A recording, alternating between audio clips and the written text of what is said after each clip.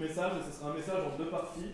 C'est la bénédiction de garder les commandements de Dieu. Donc la bénédiction qui vient avec le fait de garder les commandements de Dieu. Et vous pouvez aller dans Psaume 23, et je vais lire les versets 1 à 6. Psaume 23, versets 1 à 6. Bien sûr, c'est un psaume qu'on connaît tous. La Bible dit « Le Seigneur est mon berger, je ne manquerai de rien. Il me fait coucher dans de verts pâturages, il me conduit près des eaux tranquilles. Il restaure mon âme, il me conduit dans les sentiers de droiture à cause de son nom. Oui, bien que je marche à travers la vallée de l'ombre de la mort, je ne craindrai aucun mal, car tu es avec moi. Ton bâton et ta houlette me réconfortent. Tu prépares une table devant moi en présence de mes ennemis. Tu oins ma tête d'huile, ma coupe déborde. Assurément, la bonté et la miséricorde me suivront tous les jours de ma vie, et je demeurerai dans la maison du Seigneur pour toujours. » On voit les merveilleuses promesses.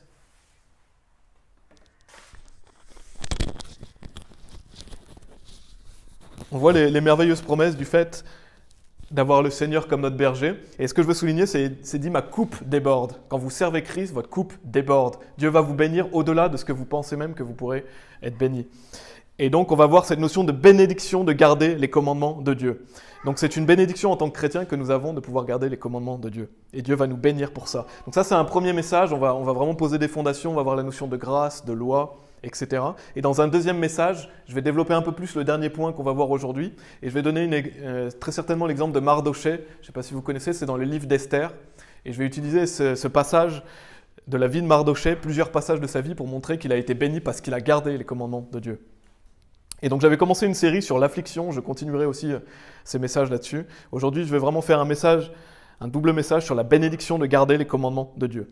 Et donc le premier point, c'est que ceux qui croient être sauvés par les commandements de Dieu ne sont pas sauvés. C'est important, je vais poser la fondation, on n'est pas sauvé par la loi. Si vous croyez être sauvé par la loi, si vous croyez qu'il faut garder les commandements pour aller au paradis, vous êtes sous la malédiction de la loi.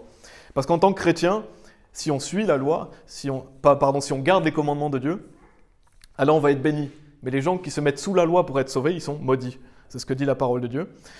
Donc si vous êtes une personne qui croyait qu'il faut garder les commandements, qu'il faut, par exemple, être une bonne personne, faire des bonnes actions, si vous croyez qu'on doit se repentir de ses péchés, qu'on doit changer de vie, vous vous mettez sous la loi. Donc vous êtes sous la malédiction de la loi. Vous n'êtes pas sauvé si vous croyez qu'on doit garder la loi pour être sauvé. Personne ne peut être sauvé par les œuvres. Personne ne peut être sauvé par le fait de garder les commandements.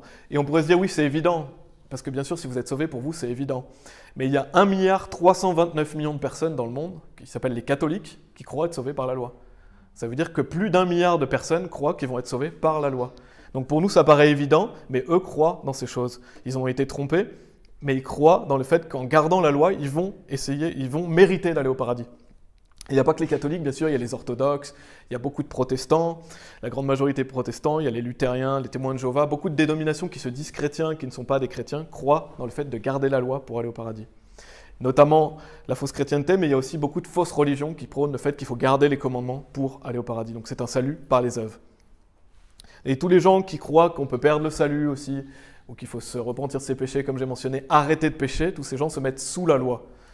Et ils ne se mettent pas sous la grâce. Vous pouvez aller dans Galates chapitre 3.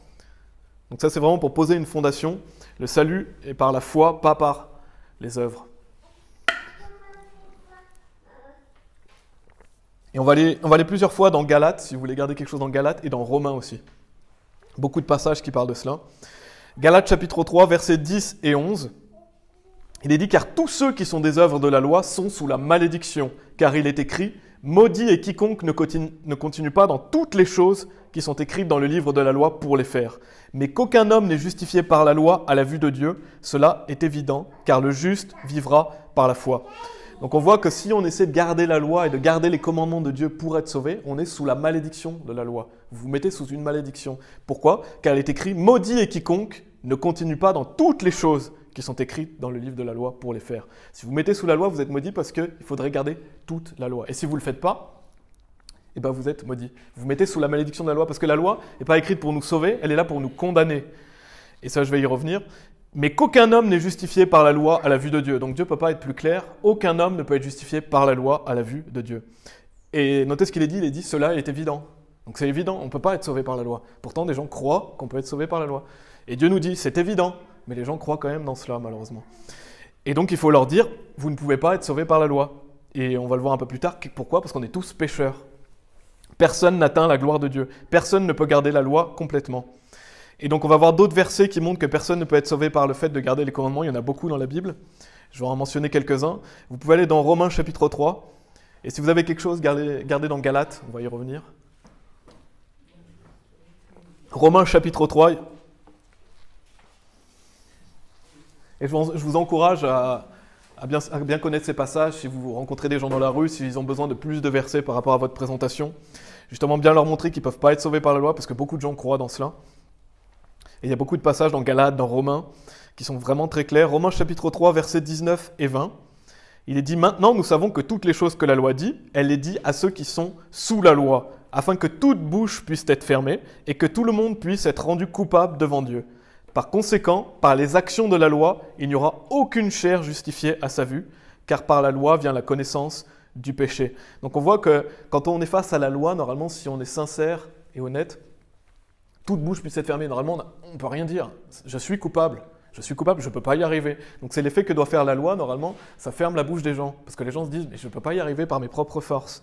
Et c'est ce que n'importe quelle personne sincère et honnête devrait se dire. Comment je peux aller au paradis? Je n'arrive pas à garder la loi. Et quiconque cherche trouve d'ailleurs. Si vous cherchez, justement, vous allez trouver. Et que tout le monde puisse être rendu coupable devant Dieu. Parce que la loi nous condamne. La loi nous fait prendre conscience qu'on est pécheur et qu'on ne peut pas y arriver par nous-mêmes. Donc on devrait, en regardant la loi, se rendre compte qu'on est coupable devant Dieu, qu'on a péché contre Dieu. Par conséquent, par les actions de la loi, il n'y aura aucune chair justifiée à sa vue. Donc la Bible est claire, personne ne peut être justifié par ses œuvres, personne ne peut être justifié en gardant les commandements. Par la loi vient la connaissance du péché, parce que quand vous prenez conscience de la loi, vous prenez conscience de votre péché. La loi pointe les péchés des personnes et les choses qu'on fait mal. Et donc, on devrait se rendre compte qu'on est coupable. On a bien sûr Jacques chapitre 2, verset 10, qui nous dit « Car quiconque gardera la loi entière et cependant l'enfreindra en un seul point, il est coupable de tous. » Donc si vous gardez la loi complètement et vous l'enfreignez en un seul point, et bien sûr on l'enfreint plus qu'en un seul point, chacun d'entre nous, on est coupable de toute la loi. Donc ce verset montre qu'on ne peut pas garder la loi complètement et on ne peut pas être sauvé par la loi. Et bien sûr, la loi est bonne, je vais en reparler après. Le problème, ce n'est pas la loi. La loi, elle est bonne, elle est parfaite, la loi de Dieu, elle est pure, elle éclaire les yeux. Mais elle ne nous sauve pas, elle nous condamne. Et donc, si vous essayez de garder les commandements pour aller au paradis, si vous êtes une personne qui essayait de faire cela, alors vous n'arriverez pas à aller au paradis. Parce que vous n'arriverez pas à atteindre la gloire de Dieu, parce qu'on est tous coupables selon la loi. Et donc, la loi nous permet quoi? De prendre conscience qu'on est pécheur. Vous pouvez aller dans Romains chapitre 3. Vous êtes déjà dans Romains chapitre 3, un peu plus loin. C'est les versets que souvent on cite, notamment le verset 23 en évangélisation, pour que les gens justement se rendent compte qu'ils sont coupables. Verset 23, « Car tous ont péché et n'atteignent pas à la gloire de Dieu. » Donc la Bible, elle est claire, on est tous pécheurs. Donc la loi nous fait prendre conscience qu'on est pécheurs devant Dieu, qu'on a péché contre Dieu, et qu'on ne peut pas atteindre sa gloire. Si on ne peut pas atteindre sa gloire, c'est qu'on ne peut pas y arriver par nos forces, on ne peut pas y arriver par nos œuvres. Étant justifiés gratuitement par sa grâce, par le moyen de la rédemption qui est en Christ Jésus. Et je vais y revenir, mais le salut, bien sûr, il est gratuit, il est par la grâce, il n'est pas par la loi. Donc il y a une différence entre la loi et la grâce. En fait, nous, on est redevables à la loi. On est pécheurs, on a une dette envers la loi, parce qu'on est pécheurs, mais la grâce, justement, vient et nous offre une faveur imméritée. Dieu nous offre une faveur imméritée qui est la grâce, et qui fait justement qu'il pardonne nos péchés. On ne peut pas y arriver par la loi, mais Dieu nous fait grâce si on croit en son Fils. Et Galates chapitre 2, comme j'ai dit, gardez quelque chose dans Galates, et même dans Romains, on va revenir dans Romains. Là, vraiment, je pose les fondations sur le fait que la plupart d'entre vous le savent, mais c'est toujours bien de se rappeler ces choses. À quoi sert la loi et qu'on ne peut pas être sauvé par la loi? On est sauvé par la grâce. Galates chapitre 2, verset 21. « Je ne frustre pas la grâce de Dieu, car si la droiture vient par la loi, alors Christ est mort en vain. » Donc Dieu est vraiment clair. Si, justement, on pouvait être sauvé par nos œuvres, Christ serait mort en vain. Donc tous les gens qui vous disent qu'on est sauvé par nos œuvres, Christ ne serait pas venu en fait. Si quelqu'un pouvait être sauvé par la loi, Christ ne serait pas venu sur terre. C'est parce qu'on ne peut pas y arriver par nous-mêmes que Christ, qui lui a gardé la loi, qui lui est parfait, s'est sacrifié pour nous afin qu'on puisse être justifié par la foi. Car si la droiture vient par la loi, alors Christ est mort en vain. Si on pouvait être justifié par la loi, si on pouvait être rendu juste devant Dieu par la loi, Christ serait mort en vain. Bien sûr, Christ n'est pas mort en vain. Et si vous faites cela, si vous croyez qu'on doit garder la loi, vous frustrez la grâce de Dieu. Vous vous mettez sous la loi et non sous la grâce. Galates chapitre 5, aussi un peu plus loin, verset 4. Galates chapitre 5, verset 4. « Christ est devenu sans effet à votre égard pour quiconque parmi vous qui est justifié par la loi, vous êtes déchus de la grâce. Donc Christ est devenu sans effet à votre égard si vous croyez être justifié par la loi. Vous êtes déchus de la grâce. Vous ne pouvez pas dire, moi je me mets sous la grâce, mais je dois être sauvé en gardant les commandements, en étant une bonne personne. Non, vous vous mettez sous la loi. Donc vous êtes déchus de la grâce. Donc soit on est sauvé par la loi, soit on est sauvé par la grâce en fait. Et tous les gens qui croient dans leurs œuvres, tous les gens qui croient qu'on peut perdre le salut, tous les gens qui croient qu'il faut faire quelque chose par soi-même, se mettent sous la loi. Et ils sont sous la malédiction de la loi. Ils sont maudits parce qu'ils ne peuvent pas y arriver. Donc c'est pourquoi ils ont besoin d'arrêter de croire en eux-mêmes et de croire dans l'œuvre de Jésus-Christ. Parce que si vous rajoutez, quelle que soit l'œuvre que vous rajoutez à l'œuvre de Jésus-Christ, vous vous mettez sous la loi. L'œuvre de Jésus-Christ est parfaite, elle seule nous sauve, et c'est comme ça que Dieu nous offre la grâce. C'est sa mort, son ensevelissement et sa résurrection, son œuvre parfaite qui nous sauve. Et tous les gens qui vous disent parce qu'il y a des gens, on dirait, qui veulent être jugés par leurs œuvres. Il y a beaucoup de gens que vous rencontrerez qui disent « mais moi, je veux être jugé selon mes œuvres ». Et ils vont l'être. Parce qu'on le voit dans Apocalypse chapitre 20, que les gens qui veulent être jugés par leurs œuvres vont l'être. Et malheureusement, on connaît la fin de ces personnes. Ces personnes vont être jetées dans le lac de feu. Parce que la Bible est claire, personne ne peut être justifié par ses œuvres. Mais tous les gens qui veulent être jugés par leurs œuvres, Dieu va leur donner ce qu'ils veulent. Et pourtant, ce n'était pas la volonté de Dieu. Dieu voulait les justifier par la grâce, mais eux ont préféré par orgueil croire dans leurs œuvres. Et donc on pourrait se dire, mais est-ce que la loi est mauvaise donc ? Mais non, la loi n'est pas mauvaise. On va voir Romains chapitre 7, verset 7. Bien sûr que non, la loi de Dieu est parfaite. C'est pas parce qu'il y a des gens qui essayent de se sauver par la loi en gardant les commandements que ça fait que la loi est mauvaise. La loi est bonne. Et la loi nous permet normalement de prendre conscience qu'on est pécheur. Romains chapitre 7, verset 7. Que dirons-nous alors ? La loi est-elle péché ? Dieu nous en garde. Non, je n'aurais pas connu le péché, sinon par la loi. Car je n'aurais pas connu la convoitise, sauf que la loi a dit « tu ne convoiteras pas ». Donc la loi, elle est bonne. Dieu nous met en garde par sa loi. Et ça devrait nous faire prendre conscience qu'on ne peut pas y arriver par nous-mêmes. Et je vais lire simplement, vous pouvez aller dans Galates chapitre 3. Je vais lire Psaume 19, versets 7 et 8. Il y aurait beaucoup de passages que je peux citer qui montrent à quel point la loi de Dieu est bonne, que la loi de Dieu est parfaite. Là, je mentionne vraiment 2 passages. C'est Psaume 19, versets 7 et 8, qui nous dit « La loi du Seigneur est parfaite, convertissant l'âme. Le témoignage du Seigneur est sûr, rendant sage le simple. Les statuts du Seigneur sont droits, réjouissant le cœur. Le commandement du Seigneur est pur, éclairant les yeux. » Donc on voit que les statuts du Seigneur sont droits, ils sont justes, ils sont bons. Réjouissant le cœur, ça devrait réjouir notre cœur, la loi. Le commandement du Seigneur est pur, éclairant les yeux. Donc le problème, ce n'est pas la loi, le problème, c'est les gens. C'est l'être humain qui se met sous la loi. Et donc la loi nous conduit normalement à Christ. Toutes les personnes qui sont ici, qui sont sauvées, ont été conduites jusqu'à Christ par la loi, notamment par le fait qu'ils ont pris conscience qu'ils sont pécheurs. Alors ça ne veut pas dire qu'il faut réciter toute la loi aux personnes quand vous allez dans la rue ou quand vous expliquez l'évangile, simplement que les gens prennent conscience qu'ils sont pécheurs, que les gens méritent d'aller en enfer. Et quand vous prenez conscience de ça, ça doit vous conduire à Christ, afin que nous soyons sauvés par la foi. On le voit dans Galates chapitre 3. Galates chapitre 3, versets 24 et 25. C'est pourquoi la loi a été notre maître d'école pour nous amener jusqu'à Christ, afin que nous puissions être justifiés par la foi. Mais puisque la foi est venue, nous ne sommes plus sous un maître d'école. Donc la loi, c'est notre maître d'école pour nous conduire jusqu'à Christ. Quand on prend conscience qu'on est pécheur, on doit chercher qui est notre sauveur. Mais qui va me sauver? Donc je ne peux pas me sauver moi-même. Et c'est Jésus-Christ, lui qui a gardé la loi, et c'est lui qui est notre Messie, notre sauveur. Afin que nous puissions être justifiés par la foi. Donc la Bible est claire, on est sauvés par la foi sans les œuvres. Donc la loi est importante, elle nous conduit jusqu'à Christ. Elle est notre maître d'école pour nous amener jusqu'à Christ. Et donc une fois qu'on est sauvé, on est sous la grâce. Retournez dans Romains si vous voulez bien, dans Romains. Mais une fois que vous êtes sauvé, vous êtes sous la grâce. Et je vais revenir sur cette notion d'être sous la grâce et de ne pas être sous la loi. Romains chapitre 5, verset 20. « De plus, la loi fit son entrée, afin que l'offense puisse abonder, mais où le péché a abondé, la grâce a beaucoup plus abondé. » Donc quand vous croyez en Jésus-Christ, vos péchés passés, présents et futurs sont effacés. La grâce de Dieu couvre vos fautes que vous allez faire pendant toute votre vie en fait. C'est une fois pour toutes le salut. Dieu oublie nos péchés, Dieu les pardonne. Et donc là où le péché a abondé, la grâce a surabondé. La grâce abonde toujours plus que le péché. Un chrétien sauvé, même s'il pêche, la grâce l'a déjà sauvé. Il est déjà sauvé. Il ne peut pas faire un péché qui lui fait perdre le salut. On ne peut pas perdre le salut. Donc la grâce a beaucoup plus abondé. Un peu plus loin, Romains chapitre 6. Je vais dans pas mal de passages, mais c'est vraiment pour poser cette fondation de grâce, de loi, de péché. Romains chapitre 6, versets 14 et 15.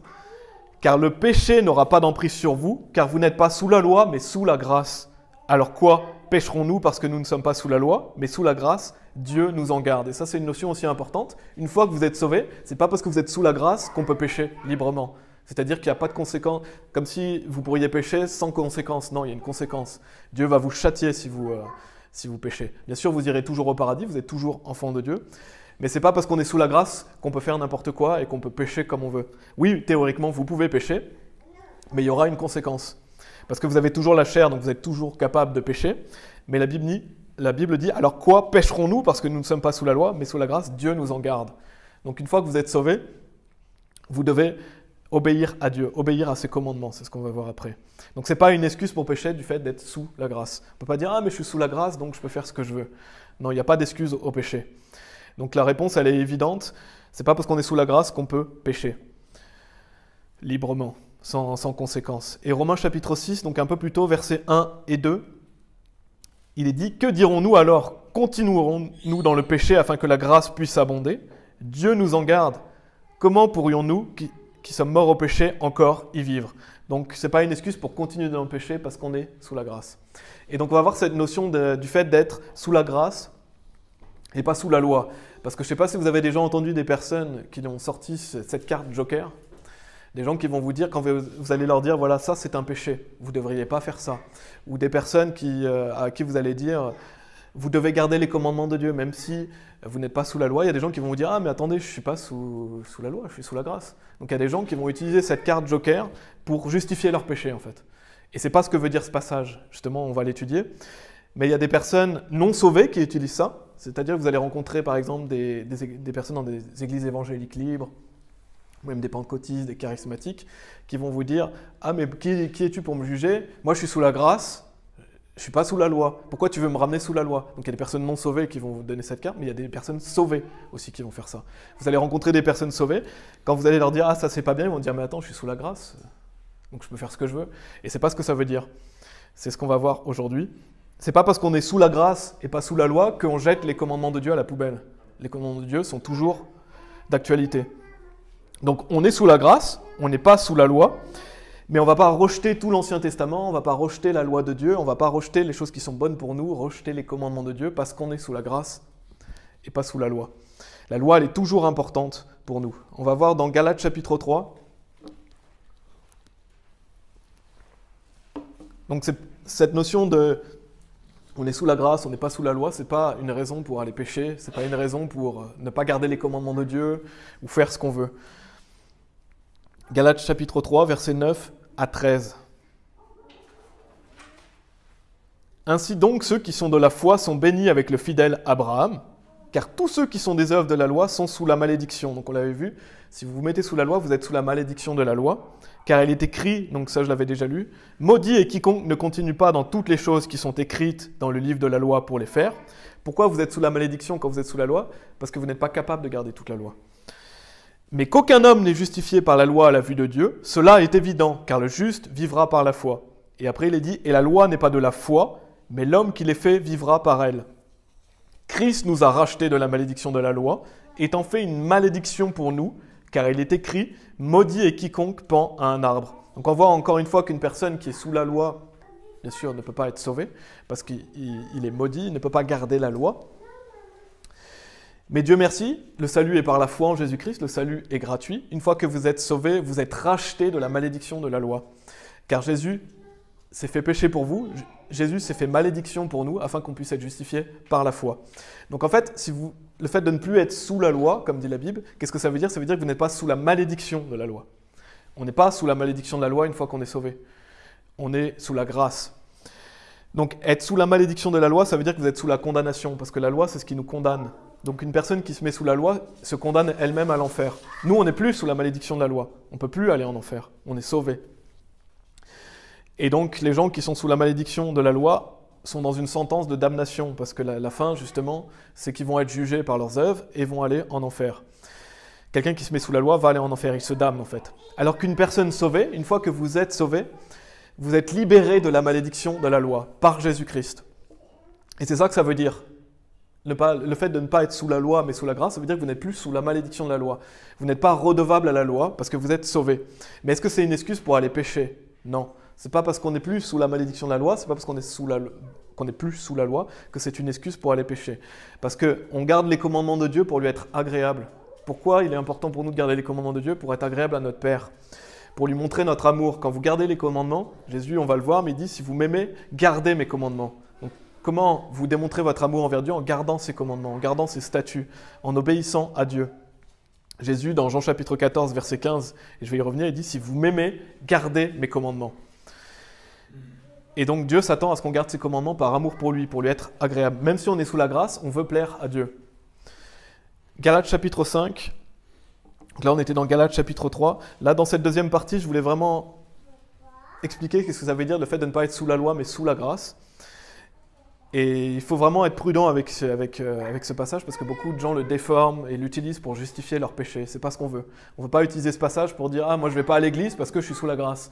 Ah, moi je peux aller fumer, je peux boire, je peux sortir parce que je suis sous la grâce. » C'est pas ça que ce passage veut dire. Ce passage, ça veut dire que vous n'êtes plus sous la malédiction de la loi. Vous êtes sous la grâce. Galates chapitre 5, versets 16 et 18. Je dis alors ceci. Marchez en l'esprit, et vous n'accomplirez pas la convoitise de la chair. Car la chair convoite contre l'esprit, et l'esprit contre la chair, et ils sont opposés l'un à l'autre, de sorte que vous ne pouvez pas faire les choses que vous voudriez.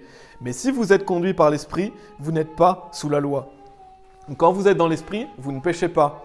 Quand vous êtes dans l'esprit, vous n'êtes pas sous la loi. Regardez ce qui est dit, il est dit, mais si vous êtes conduit par l'esprit, vous n'êtes pas sous la loi. Donc comment ne pas vous mettre sous la loi quand vous marchez par l'esprit ? Donc en fait, la solution dans notre vie chrétienne, c'est de marcher par l'esprit. Parce que si vous marchez par l'esprit, vous n'allez pas accomplir les convoitises de la chair et vous allez garder la loi. C'est ce que je vais expliquer après. Nous, on doit se soucier du fait de marcher par l'esprit. On doit se soucier du fait d'être rempli de l'esprit, de garder les commandements de Dieu en marchant par l'esprit. Parce qu'une fois que vous êtes sauvé, vous avez une lutte intérieure. Une personne sauvée devient enfant de Dieu, il a le nouvel homme, mais il a toujours l'ancien homme. Il a l'esprit et la chair. On le voit, la chair convoite contre l'esprit. Et l'esprit contre la chair, et ils sont opposés l'un à l'autre. Donc la chair et l'esprit, ils combattent l'un contre l'autre. Quand vous êtes sauvé, vous avez un combat intérieur de tous les jours.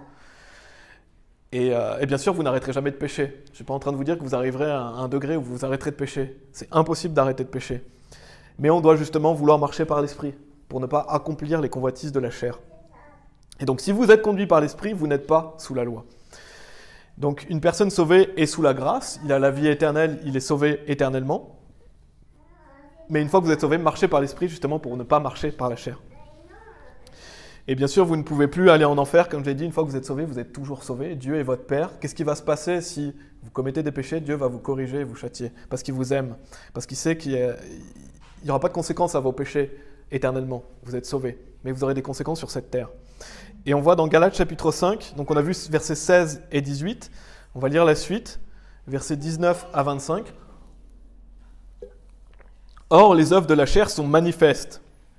Lesquelles sont celles-ci? Adultère, fornication, impureté, lascivité, idolâtrie, sorcellerie, haine, désaccord, émulation, courroux, querelle, sédition, hérésie, envie, meurtre, ivrognerie, orgie, et de telles choses semblables, desquelles je vous en parle d'avance, comme aussi je vous l'ai déjà dit, que ceux qui font de telles choses n'hériteront pas le royaume de Dieu. Mais le fruit de l'esprit, donc on voit, là on a vu des œuvres de la chair, maintenant on va voir les fruits de l'esprit, est amour, joie, paix, longanimité, gentillesse, bonté, foi, docilité, tempérance. Contre de telles choses, il n'y a pas de loi. Et ceux qui sont à Christ ont crucifié la chair avec les affections et les convoitises. Si nous vivons en l'esprit, marchons aussi en l'esprit. Donc on voit toute une liste des œuvres de la chair, des choses qu'on ne doit pas faire, des choses qui sont malfaisantes. Et après, on voit les fruits de l'esprit. Donc, on voit l'opposition entre la chair et l'esprit. Et vous voyez, à la fin du verset 23, donc Dieu nous donne les fruits de l'esprit. On a l'amour, la joie, la paix, etc. Et il est dit, à la fin, contre de telles choses, il n'y a pas de loi. Donc, il n'y a pas de loi si vous marchez par l'esprit. Si vous marchez par l'esprit, il n'y a pas de loi. Vous n'avez pas besoin de la loi, en fait. Quelqu'un qui marche par l'esprit, il n'a pas besoin de la loi. Parce que vous allez l'accomplir. En marchant par l'esprit, vous allez garder les commandements de Dieu. Donc une personne qui marche dans la justice, une personne qui est juste, n'a pas besoin de la loi. parce qu'il va accomplir la loi en marchant par l'Esprit. Alors que si vous marchez par la chair, dans Romains chapitre 8, je vais lire les versets 12 et 13, il est dit « Par conséquent, frères, nous sommes redevables non à la chair, de vivre suivant la chair, car si vous vivez suivant la chair, vous mourrez. Mais si par le moyen de l'Esprit, vous mortifiez les actions du corps, vous vivrez. » Donc on voit cette notion de mourir. Ça parle de mourir physiquement. Et donc si vous vous identifiez à votre ancien homme, parce qu'on l'a vu dans Galates chapitre 5, ceux qui sont à Christ ont crucifié la chair, parce qu'il faut vous considérer mort à votre ancien homme quand vous êtes sauvé. L'ancien homme a été crucifié avec Christ. Votre ancien homme, il a été crucifié. Il faut vous considérer mort quant à votre chair et vivant quant à l'esprit. On crucifie la chair avec les affections et les convoitises. N'oubliez jamais que votre ancien homme, il est mort avec Christ. Donc ne vous identifiez pas à votre ancien homme. Et donc, il est dit, car si vous vivez suivant la chair, vous mourrez. Parce que si vous vivez dans le péché, ça amène la mort. Vous pouvez mourir physiquement. Donc justement, il ne faut pas s'identifier à l'ancien homme. Si vous marchez par la chair, si vous vous identifiez à votre ancien homme, le péché peut vous amener à la mort physique. Bien sûr, pas à la mort spirituelle, vous êtes sauvé, vous irez au paradis, mais vous pouvez mourir physiquement. Et donc la liberté du chrétien, parce que beaucoup de gens utilisent cette... quand on vous dit, voilà, on n'est pas sous la loi, on est sous la grâce, ils disent on est libre, on fait ce qu'on veut. La vraie liberté, c'est le fait de marcher par l'esprit. La liberté du chrétien vient du fait de marcher par l'esprit, puisque s'il marche par l'esprit, il n'est pas sous la loi. Il est libre en Christ. Le fait d'être libre en Christ, ça ne veut pas dire qu'on peut faire tout ce qu'on veut. Ça veut dire que quand vous marchez par l'esprit, vous êtes libre, parce que vous accomplissez ce que Dieu veut que vous fassiez. Donc il nous faut en tant que chrétiens garder les commandements de Dieu, même si nous ne sommes pas sous la loi. Et bien sûr, comme je l'ai dit, c'est impossible d'arrêter de pécher, et c'est impossible de marcher toujours par l'esprit. On ne peut pas... 24 heures sur 24, 7 jours sur 7, marcher par l'esprit. Mais on doit vouloir y marcher le plus souvent possible. Et ça, c'est vraiment une notion fondamentale parce qu'en tant que chrétien, on doit garder les commandements de Dieu. On ne jette pas les commandements de Dieu à la poubelle, on les garde, on doit les appliquer, on doit obéir à Dieu pour lui être agréable, pour vivre par l'esprit. Allez dans Matthieu chapitre 5, si vous voulez. Là, je suis toujours dans le deuxième point. On voit cette notion d'être sous la grâce, de ne pas être sous la loi. Et que ce n'est pas une excuse pour pécher, et que comment on peut accomplir la loi, et je vais en parler un peu après, c'est en marchant par l'esprit. Si vous vivez par l'esprit, vous n'avez pas besoin de la loi. Matthieu chapitre 5, versets 17 à 19, et tous les chrétiens, toutes les personnes sauvées peuvent marcher par l'esprit. Une personne non sauvée, il ne peut pas marcher par l'esprit. Lui, il est toujours sous la malédiction de la loi. Matthieu chapitre 5, donc c'est Jésus qui parle, versets 17 et 19, il est dit « Ne pensez pas que je sois venu détruire la loi ou les prophètes. Je ne suis pas venu pour détruire, mais pour accomplir. » Donc Jésus est venu accomplir. « Car en vérité, je vous le dis, jusqu'à ce que le ciel et la terre passent, un seul iota ou un seul trait, en aucun cas ne passera de la loi, jusqu'à ce que tout soit réalisé. » Donc Jésus ne peut pas être plus clair ici. « Quiconque donc enfreindra l'un de ces plus petits commandements et enseignera aux hommes à faire ainsi sera appelé le plus petit dans le royaume du ciel. Mais quiconque les fera et les enseignera, celui-là sera appelé grand dans le royaume du ciel. » Et ça, c'est vraiment un passage qui m'impacte beaucoup et qui me fait trembler, parce que je n'ai pas envie d'être appelé le plus petit dans le royaume du ciel. Mais si vous ne gardez pas l'un des plus petits commandements et vous enseignez aux autres à faire ainsi, vous serez appelé le plus petit. Donc on voit l'importance des commandements de Dieu. Quelqu'un qui se lève derrière le pupitre et qui va dire certaines choses, je ne sais pas, par exemple, c'est correct de voler, vous pouvez voler, il enseigne aux autres à ne pas garder les commandements de Dieu. La Bible dit qu'il sera appelé le plus petit. Donc on doit prêcher la loi de Dieu, on doit prêcher ce qui est juste, et on doit faire attention à garder les commandements de Dieu. Donc il y a une sérieuse condamnation si justement vous ne gardez pas les plus petits commandements et que vous enseignez aux autres à faire ainsi. Donc c'est quelque chose qu'on doit méditer quand vous vous levez pour prêcher la parole de Dieu. Attention à ce que vous dites. Et il est dit, par contre, quiconque les fera et les enseignera, celui-là sera appelé grand dans le royaume du ciel. Et c'est ça qu'on veut. Si vous gardez le plus petit des commandements et que vous enseignez aux autres à faire ainsi, vous serez appelé grand dans le royaume du ciel. Donc Jésus nous l'a déjà dit, c'est déjà écrit dans sa parole. Donc Jésus est venu accomplir la loi est toujours là. C'est bien de l'enseigner aux autres si vous êtes enseignant de la parole, mais aussi dans votre entourage. Bien sûr, il faut être vigilant avec ce que vous dites. Et donc toutes les personnes qui vont venir vous voir en disant « on n'est plus sous la loi, on est sous la grâce, je peux faire ce péché, etc. » Ce sont des menteurs. Ce sont des menteurs parce que la Bible, on a vu dans ce passage que garder les plus petits commandements, c'est important pour Dieu. Et on ne peut pas se permettre d'enseigner n'importe quoi aux autres. Donc il faut bien comprendre ce que ça signifie. On a vu vaguement, enfin brièvement, je veux dire, qu'est-ce que ça signifie? C'est qu'on n'est plus sous la malédiction de la loi, on est sous la grâce. Et la loi, elle est là pour punir les mauvaises personnes. Je vais le mentionner aussi dans un autre passage. Le troisième point, c'est que on ne devient pas un bon chrétien en gardant la loi. C'est quelque chose d'important aussi. Personne ne devient un bon chrétien en gardant la loi. Et donc la perfection, la sanctification, ça ne vient pas par la loi. C'est pas Dieu, il ne s'attend pas à ce que vous notiez tous les commandements sur une feuille et checker, ça j'ai fait, ça j'ai fait, ça j'ai fait. C'est pas comme ça que la vie chrétienne, elle marche. On ne devient pas un bon chrétien en gardant la loi. On devient un bon chrétien en marchant par l'esprit. Si vous marchez par l'esprit, vous allez accomplir la loi.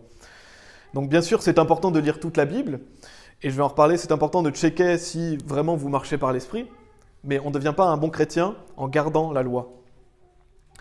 Donc on devient un bon chrétien par l'amour, par le fait de marcher par l'esprit. Dans Matthieu chapitre 22, vous pouvez aller dans 1 Timothée chapitre 1. 1 Timothée chapitre 1, je vais lire un passage dans Matthieu chapitre 22, versets 36 à 40. La Bible dit « Maître, quel est le grand commandement de la loi ?»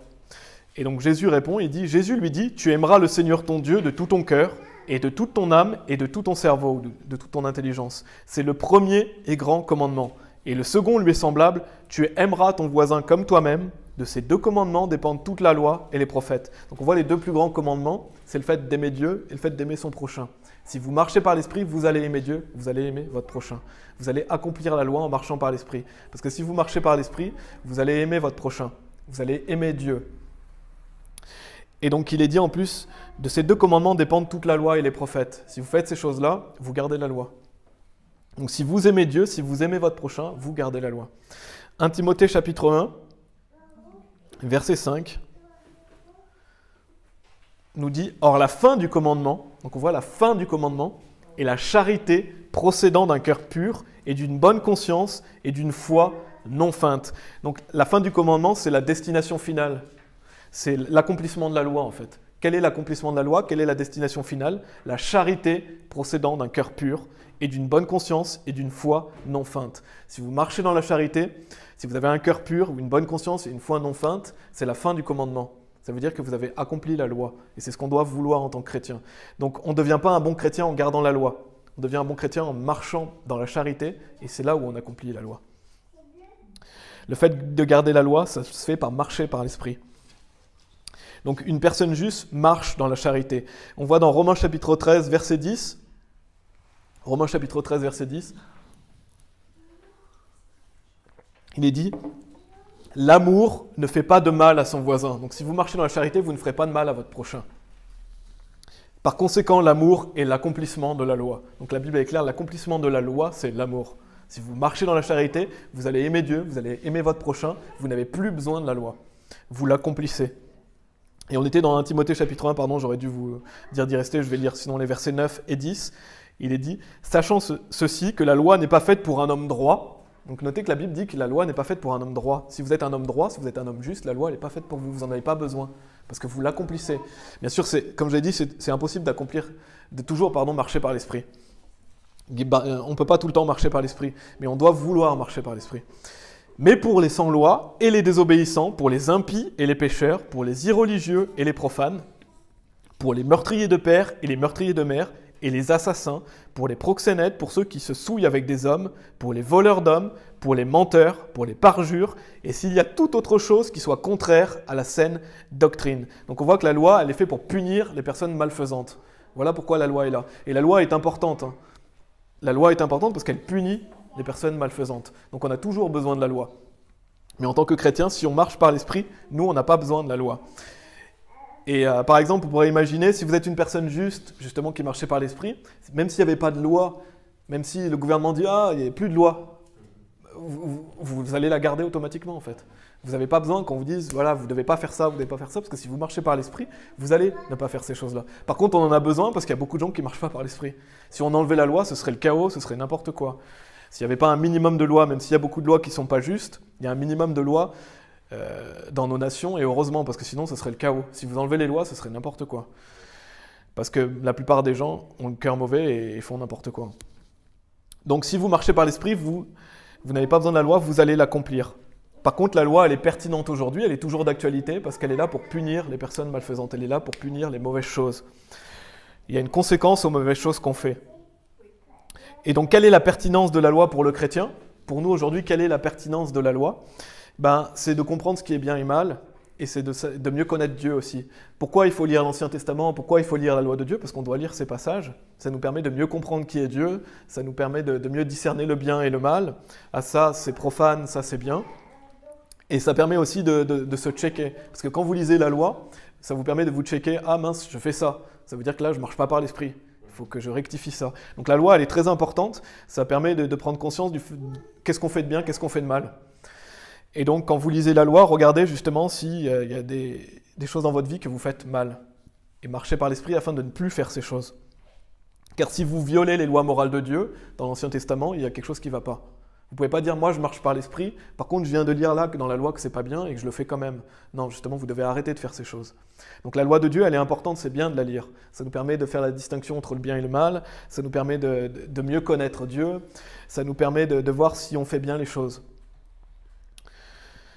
Et donc une personne qui marche dans la justice n'a pas besoin de la loi car elle ne marche pas par la chair. En fait, la loi, elle n'est pas pour les personnes sauvées qui marchent par l'esprit. Et 2 Timothée chapitre 3, pour conclure cette partie, donc là je voulais vraiment montrer qu'on ne devient pas un bon chrétien en gardant la loi, on devient un bon chrétien en marchant par l'esprit. Si vous marchez par l'esprit, vous allez accomplir la loi. Et la loi est toujours importante aujourd'hui, bien sûr. 2 Timothée chapitre 3, versets 16 et 17, la Bible dit « Toute l'écriture est donnée par l'inspiration de Dieu et est profitable pour doctrine, pour réprobation, pour correction, pour instruction dans la droiture, afin que l'homme de Dieu puisse être parfait, pleinement pourvu pour toutes bonnes œuvres. » Donc toute l'écriture, elle est bonne. L'Ancien Testament, la loi, elle est bonne, c'est bien de la lire. Et justement, c'est bon aussi pour réprobation, pour correction, pour instruction dans la droiture ou dans la justice. Parce que quand on voit quelque chose qui n'est pas bien, ça nous réprouve. On devrait se corriger, on devrait se mettre en règle avec Dieu.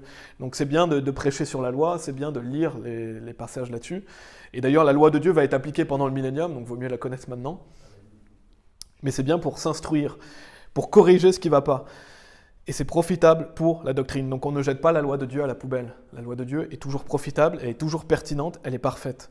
Donc ça, c'était la 3e partie. La 4e partie, vous pouvez aller dans Jean chapitre 14. C'est que celui, j'en ai déjà parlé brièvement, mais on va développer ce point, c'est que celui qui aime Jésus, il garde ses commandements. Vous ne pouvez pas dire « Ah, moi j'aime Jésus, mais je ne garde pas ses commandements ». C'est faux. Si vous aimez Jésus, vous gardez ses commandements. Et il y a plusieurs passages où Jésus le dit. Jean chapitre 14, verset 15, « Si vous m'aimez, gardez mes suggestions ». C'est ce que c'est écrit ça. Non, il est dit mes commandements. Donc les commandements de Dieu, ce n'est pas des suggestions, c'est des commandements. Si vous m'aimez, gardez mes commandements. Ce n'est pas dit mes suggestions, ce que je vous suggère. Non, c'est ce que je vous commande de faire. Jean chapitre 14, verset 21, « Celui qui a mes commandements et qui les garde, c'est celui-là qui m'aime. Et celui qui m'aime sera aimé de mon Père, et je l'aimerai et me manifesterai à lui. » Donc si vous gardez les commandements, c'est celui-là qui m'aime. Donc si vous aimez Christ, vous voulez garder ses commandements, vous voulez lui être agréable. Et il est dit, « Et celui qui m'aime sera aimé de mon Père, et je l'aimerai et me manifesterai à lui. » Si vous voulez que Jésus se manifeste à vous, gardez ses commandements.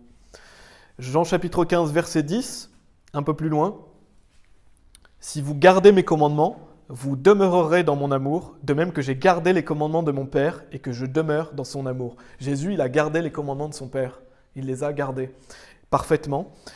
Et donc, si vous voulez être dans l'amour de Dieu, si vous voulez que Jésus se manifeste à vous, si vous voulez porter du fruit à Dieu, vous devez garder ses commandements. Et Jésus le dit à plusieurs reprises, « Si vous m'aimez, gardez mes commandements. » De plusieurs manières différentes. Donc, c'est ainsi que vous demeurez dans son amour. Vous ne pouvez pas dire « Moi, j'aime Jésus, mais je ne garde pas ses commandements. » Non, c'est un mensonge. Aimer Jésus, c'est garder ses commandements. Et bien sûr, l'amour aussi vient par le fait qu'on doit être passionné par les choses de Dieu. L'amour aussi, c'est une émotion. On doit ressentir des choses quand on aime Dieu. Mais il y a aussi le fait de garder ses commandements. 1 Jean chapitre 5, verset 3, nous dit « Car ceci est l'amour de Dieu, que nous gardions ses commandements, et ses commandements ne sont pas pénibles. » Donc si vous aimez Dieu, vous gardez ses commandements, et ses commandements ne sont pas pénibles. Parce qu'il y a beaucoup de gens qui vont vous dire « Ah, mais pourquoi tu fais tout ça? Tu n'as pas besoin de faire tout ça, tu es libre. Au moins, sans Dieu, tu es libre. Sans la Bible, tu n'as pas toutes ces règles, etc. » Non, les commandements de Dieu, ils ne sont pas pénibles. Ils sont pénibles pour eux parce qu'ils ne sont pas sauvés. Mais pour nous, ils ne sont pas pénibles. Parce que si on marche par l'esprit, on a la joie, la paix, on a tous ces fruits de l'esprit. En marchant par l'esprit, garder les commandements de Dieu, en fait, c'est automatique. Parce que vous allez faire ce qui est juste et ce qui plaît à Dieu. Et donc, quand on marche par l'esprit, garder les commandements de Dieu, ce n'est pas quelque chose de pénible. C'est naturel. Bien sûr, on ne marche pas naturellement par l'esprit, mais si vous marchez par l'esprit, vous allez garder ses commandements et c'est quelque chose qui plaît à Dieu. Et 2 Jean chapitre 1 verset 6, un tout petit peu plus loin, nous dit « Et ceci est l'amour, que nous marchions suivant ses commandements. Ceci est le commandement, que comme vous l'avez entendu depuis le commencement, que vous devez marcher en lui. » Donc on doit marcher en Christ, on doit revêtir Christ. Et donc notez qu'il est dit que nous marchions suivant ses commandements, et un peu plus loin, que vous devez marcher en lui. Donc en fait, marcher en Jésus, c'est marcher dans ses commandements. Vous ne pouvez pas dire « moi, je marche avec Jésus » si vous ne marchez pas dans ses commandements. Marcher en Christ, c'est marcher dans ses commandements, c'est garder ses commandements. Et c'est ainsi que vous marchez dans l'amour. Et ça, c'était le 4e point. Le dernier point, et ça, je le développerai plus dans le 2e message, c'est que si vous gardez les commandements de Dieu, vous allez être bénis dans votre vie. On va aller dans Jacques chapitre 1. Donc je vais développer un peu plus ce point dans un prochain message. Et on verra aussi sûrement l'exemple de Mardoché. Je pense que je vais prendre ce personnage qui est un personnage que j'aime beaucoup dans l'Ancien Testament. Mais si vous gardez les commandements de Dieu, vous allez être bénis. C'est une certitude. Dans Jacques chapitre 1, versets 22 et 25, donc vous dites « Ah, mais comment je peux être béni de Dieu ?» Gardez ses commandements. Dieu va vous bénir. Jacques chapitre 1, versets 22 et 25. « Mais soyez exécuteurs de la parole et non pas auditeurs seulement, vous trompant vous-même. Car si quelqu'un est un auditeur de la parole et non un exécuteur, il est semblable à un homme regardant son visage naturel dans un miroir. Car il se regarde et va son chemin, et aussitôt oublie quelle sorte d'homme il était. Mais celui qui scrute dans la loi parfaite de la liberté et y continue, lui n'étant pas un auditeur oublieux, mais un exécuteur de l'œuvre, cet homme sera béni dans son action. » Et ça, c'est un passage aussi important, parce que vous ne devez pas seulement écouter la parole de Dieu, vous devez l'exécuter. C'est mieux d'exécuter que d'écouter. Si vous écoutez seulement et que vous n'appliquez pas les commandements, c'est vain. Bien sûr, c'est bien, c'est toujours bien d'écouter la parole de Dieu. Mais ce que je veux dire, c'est que vous devez appliquer ce que vous écoutez. Dieu veut qu'on soit des exécuteurs de la parole. Dieu veut qu'on écoute des messages, qu'on écoute la Bible, qu'on lise la Bible, mais qu'on l'applique. Vous ne pouvez pas être un bon chrétien juste en écoutant des messages sans les appliquer. Non, un bon chrétien, c'est quelqu'un qui écoute et qui applique. On doit se mettre à l'œuvre, on doit exécuter. Et il est dit, mais celui qui scrute dans la loi parfaite de la liberté. Donc la loi parfaite de la liberté, elle est justement en Christ. Si vous marchez par l'esprit, vous êtes dans la loi parfaite de la liberté. Et il continue, lui n'étant pas un auditeur oublié, pas quelqu'un qui écoute mais n'applique jamais et oublie, mais un exécuteur de l'œuvre. Cet homme sera béni dans son action. Donc la Bible est claire, si vous faites cela, vous serez bénis. Toutes les personnes qui gardent les commandements de Dieu vont être bénies. Et donc, on doit mettre en pratique la parole de Dieu. Donc en fait, à chaque fois que vous obéissez à Dieu, vous êtes bénis. Et Psaume 58, verset 11, vous pouvez aller dans Psaume chapitre 1, si vous voulez. Psaume chapitre 1, Psaume 58, verset 11 nous dit « Si bien qu'un homme dira, en vérité, il y a une récompense pour les hommes droits, en vérité, il est un Dieu qui juge sur la terre. » Il y a toujours une récompense pour les hommes droits. Il y a un Dieu qui juge sur la terre. Donc ne vous découragez pas de garder les commandements de Dieu. Gardez les commandements de Dieu, même au milieu d'une nation perverse, vous devez garder les commandements de Dieu et vous serez bénis. Il y a une récompense pour les hommes droits. À chaque fois que vous marchez dans la justice, Dieu va vous bénir. En vérité, il est un Dieu qui juge sur la terre. Dieu va juger un jour. Même si on ne le voit pas tout de suite, ça va arriver et Dieu nous le dit dans sa parole. Nous, on doit s'appliquer à garder ses commandements. Donc vous serez bénis dans cette vie, mais aussi dans l'éternité. Dieu va vous bénir dans cette vie et aussi dans l'éternité. Après, ça ne veut pas dire qu'on n'aura pas des difficultés. Ça ne veut pas dire que j'avais fait un message sur l'affliction. On a de l'affliction en tant que chrétien. On a des persécutions, on a des difficultés. Ça ne veut pas dire que tout est parfait. Mais ça veut dire que Dieu va vous bénir à travers ces difficultés. Et on voit avec Job, Job a eu encore plus que ce qu'il avait au début. Donc continuez à garder les commandements de Dieu, même si par exemple vous ne voyez pas tout de suite la bénédiction. Ça va arriver et vous serez aussi bénis dans l'éternité. Ce qui est encore mieux, c'est d'être récompensé dans l'éternité parce que cette vie, elle est temporaire. On a Psaume 1, versets 1 à 3, qui nous dit « Béni est l'homme qui ne marche pas dans le conseil des impies, ni ne se tient dans le chemin des pécheurs, ni ne s'assied sur le siège des dédaigneux. Mais son délice est dans la loi du Seigneur, et dans sa loi il médite jour et nuit. Et il sera comme un arbre planté près des cours d'eau, qui produit son fruit en sa saison. Son feuillage aussi ne se flétrira pas, et tout ce qu'il fait prospérera. » Donc on voit celui qui met son délice dans la loi du Seigneur, et dans sa loi, il médite jour et nuit. Donc on doit garder la parole de Dieu, on doit méditer la parole de Dieu. Il est dit, il sera comme un arbre planté près des cours d'eau. On peut imaginer un bel arbre qui est planté près des cours d'eau. Et c'est comme ça que Dieu voit quelqu'un qui garde ses commandements. qui produit son fruit en sa saison, vous allez produire du fruit, son feuillage aussi ne se flétrira pas, et tout ce qu'il fait prospérera. La Bible dit que tout ce que vous faites va prospérer si vous gardez les commandements de Dieu. Que ce soit au travail, que ce soit chez vous, que ce soit chaque jour, gardez les commandements de Dieu.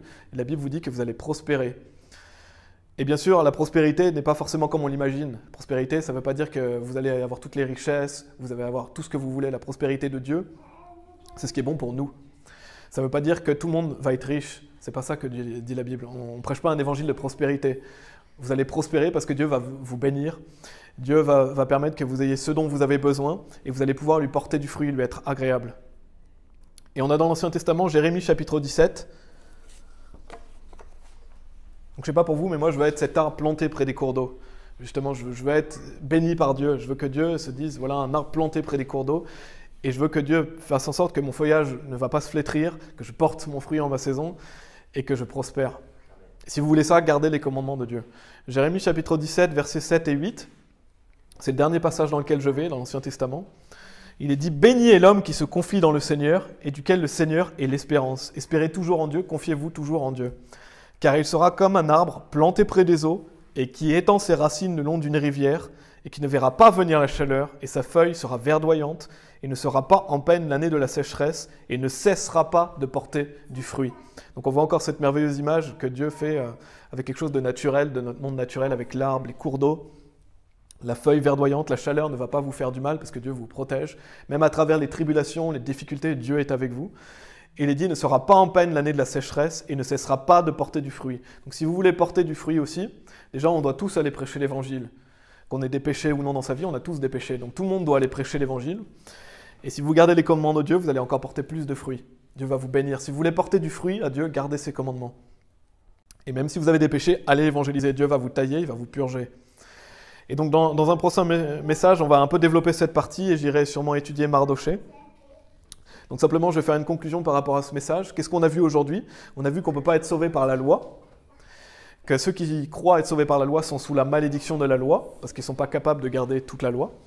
Donc on est sauvé par la grâce, par le moyen de la foi. On a vu ce que ça signifie, le fait d'être sous la grâce, mais pas sous la loi.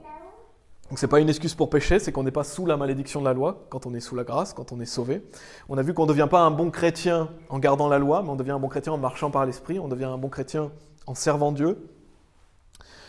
Donc par l'esprit, que si vous aimez Jésus, vous gardez ses commandements, et donc vous serez bénis et récompensés. Donc on va développer un peu plus cette notion du fait d'être béni.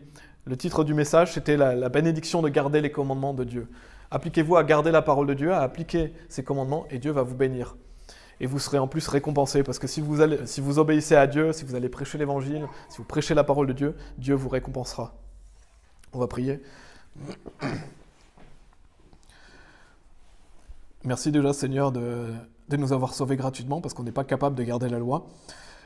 Je prie pour que si des personnes croient encore qu'ils sont sauvés en gardant les commandements, ou qu'ils peuvent perdre leur salut, ou qu'ils doivent rajouter, quelle que soit l'œuvre qu'ils rajoutent à l'œuvre de Christ, qu'ils puissent changer d'avis et comprendre qu'ils ne peuvent pas y arriver et qu'ils sont sous la malédiction de la loi et de la damnation s'ils continuent dans cette voie. Je t'en prie Seigneur qu'ils puissent comprendre que le salut est gratuit, qu'il est par la grâce. Si c'est par la grâce, c'est pas par les œuvres, donc c'est pas par la loi. Merci Seigneur de nous avoir sauvés gratuitement et merci de nous apporter des éclairages par ta parole parce que ta parole nous éclaire. Et ta loi est parfaite, on aime ta loi Seigneur et on veut garder tes commandements en marchant par l'Esprit. Aide-nous à marcher par l'Esprit, à bien comprendre comment faire pour être agréable et que nous puissions produire ces beaux fruits de l'Esprit, que tu puisses nous bénir. On prie pour qu'on soit bénis et récompensés Seigneur et que tu continues à nous utiliser. Au nom de Jésus-Christ, Amen.